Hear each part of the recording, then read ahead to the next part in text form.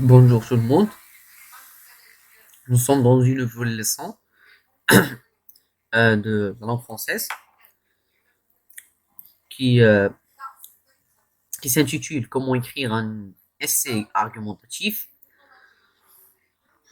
On sait que l'essai argumentatif se compose de trois parties essentielles, une introduction, un développement et puis une conclusion. Pour écrire ce texte argumentatif, on doit suivre ces étapes, les étapes. On, on commence par la première étape. On doit faire le plan. Votre travail doit obligatoirement suivre un plan. Ce plan correspond aux idées essentielles et secondaires que vous avez argumentées dans votre développement. Alors, vous devez choisir au premier les arguments et les écrire dans un brouillon. Et votre plan aussi doit être concis et simple. Alors, ces arguments que vous allez écrire, vous allez juste les nominaliser et non pas mettre des longues phrases. Et puis, vous allez ajouter des arguments secondaires pour expliquer l'argument principal que vous avez donné. Par exemple, vous allez prendre une feuille de brouillon que vous allez avoir originale. Vous allez écrire les arguments pour les partisans et pour les détracteurs.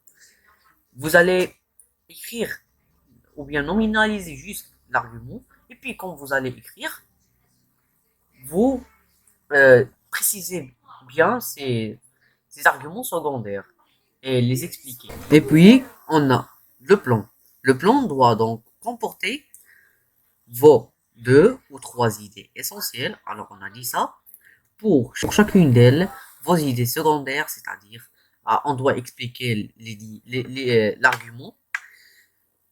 Pour chacun de vos idées secondaires, les illustrations, oui, on a dit ça. Il doit expliquer et donner des exemples pour bien pour bien comprendre l'argument. Mais maintenant, la deuxième étape, on doit faire l'introduction. Après d'adopter le plan et écrire les arguments, on doit faire l'introduction. Pour faire l'introduction, euh, on doit savoir à quoi sert l'introduction. L'introduction sert à guider le correcteur avant la lecture des arguments, développés ultérieurement, et doit donc être clairement détaché du reste de votre travail. Alors, l'introduction est un tout indissociable. Elle est constituée d'un bloc unique et ne doit pas comporter plusieurs paragraphes. Alors, il doit être courte, mais non pas trop courte, et non pas trop long. Alors, on doit bien choisir notre introduction. D'ailleurs, je vais vous donner un plan que vous devez l'apprendre pour bien écrire ce texte argumentatif. Il ne doit pas comporter d'arguments personnels. Alors, vous allez laisser votre point de vue jusqu'à le troisième paragraphe, ou bien le quatrième paragraphe, le premier de l'introduction, le deuxième pour les partisans, le troisième pour les détracteurs, et votre point de vue, enfin la conclusion. Alors, l'introduction est composée de trois parties. Le sujet amené. Reprenez le sujet avec votre propre mot. Alors, vous devez, dans l'introduction, répéter le sujet avec votre propre mot et votre propre style. Alors, vous pouvez lui apporter une touche personnelle, oui, c'est comme ça, en situant une place, dites par exemple, ce problème posé dans le sujet est en adéquation avec votre époque, avec contexte. Oui, vous pouvez relier le sujet de nos jours ou bien comme ça. Cette expression, vous pouvez l'utiliser. Et puis, dans la deuxième étape, donc, comment écrire une introduction, vous allez composer le sujet. Essayez de dégager de ce sujet une problématique, c'est-à-dire question essentielle qui est sous-entendue dans le sujet amené. Vous pouvez le voir ici. Puis, la troisième étape, vous devez diviser le sujet en détracteurs et en partisans. Exposez brièvement votre plan. Être parti va vous permettre de guider le lecteur dans Dans votre développement, vous lui annoncez de quoi vous avez parlé. Oui, dans l'introduction, vous devez juste annoncer de quoi vous allez parler. C'est très essentiel. Maintenant, on va passer au développement. Pour l'étape de développement, limitez-vous d'un développement en deux ou trois parties qui correspondent à votre idée essentielle. Mais bien sûr que vous allez faire deux idées, c'est suffisant, ou bien deux paragraphes, c'est suffisant. Chaque partie du développement correspond à une idée essentielle, donc à un paragraphe. Vous devez expliquer, comme on a dit, les idées ou bien les arguments que vous avez écrits dans votre brouillon ici et les expliquer et donner des exemples et des arguments secondaires pour expliquer votre point de vue ou bien les points de vue des partisans et des détracteurs. Oui. Donc, nécessaire de sauter une ligne entre chaque partie. Enfin, n'hésitez pas à sauter de lignes pour encore mieux détacher l'ensemble du développement, de l'introduction et de la conclusion. Les différentes parties doivent être équilibrées. Elles doivent avoir plus ou moins la même longueur. Les règles de la rédaction de chacune des parties sont les mêmes. Alors, oui, euh, le sujet doit être toujours abordé dans les partisans et ce que pensent les partisans et les détracteurs. Et aussi dans l'introduction, et aussi vous parlez un peu de sujet dans la conclusion. Les idées essentielles doivent être suffisamment éloignées des autres pour ou contre, cause ou conséquence.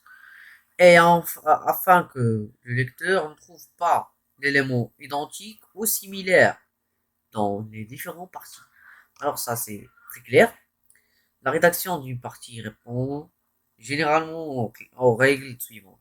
L'énonciation de l'idée essentielle, vous devez exposer, oui j'ai dit, vous devez exposer le sujet, puis l'argumentation, les idées secondaires aussi, vous ne devez pas les, les oublier.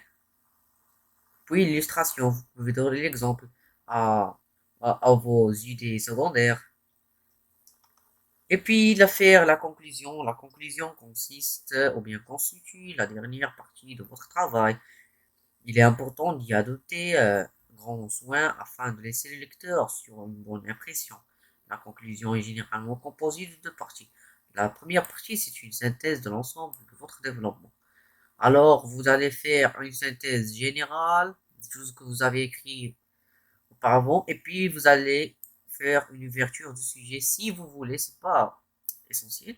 Une ouverture du sujet, une question comme ça, du sujet initial, reformuler cette nouvelle piste, cette ouverture comme s'il s'agissait d'un nouvel sujet d'essai argumentatif. L'exemple de schéma argumentatif. Certaines personnes pensent que vous allez dire le sujet, par exemple, on prend la violence est la meilleure façon pour éduquer les enfants. Certains gens pensent que la violence est la meilleure façon pour éduquer les enfants, par exemple. Tandis que les autres s'y opposent.